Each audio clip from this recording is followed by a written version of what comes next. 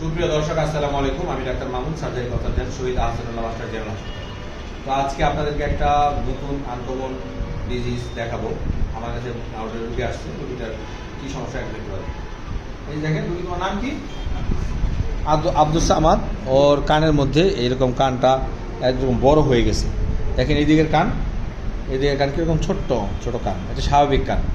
আর এটা মনে হয় যেন একটা হাতির কানের মতো এরকম বড় হয়ে গেছে। তো এরকম বড় কেন হলো? এটা কতদিন ধরে এরকম বড় হচ্ছে? কয় বছর লাগলো? ছোটোবেলা থেকে তার এইটা আছে, আস্তে আস্তে এরকম বড় হয়ে যাচ্ছে, তাই তো? আচ্ছা, তো আমি এটা ভালো করে দেখলাম যে এটা এরকম চাপ দিলে দেবে যায় আবার আসে, দেবে যায় আবার আসে, দেবে যায় আবার আসে, দেবে যায় আবার আসে। তো এটা আমাদের প্রাইমারি ডায়াগনোসিস হলো হেমানজিওমা, লিম্ফ্যানজিওমা হতে পারে। হেমানজিওমা হচ্ছে রক্তনালীর টিউমার। আমাদের শরীরে বিভিন্ন জায়গায় এই রক্তনালীর টিউমার হয়।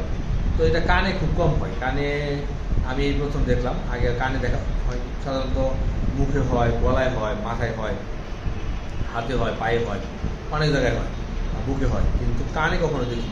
আজকে এই রুগীটা প্রথম দেখলাম। তো আমরা এই রুগীটা একজন ভাস্কুলার সার্জনের কাছে পাঠাবো। ভাস্কুলার সার্জন দেখে তারা সিদ্ধান্ত নেবে কী করা যায়।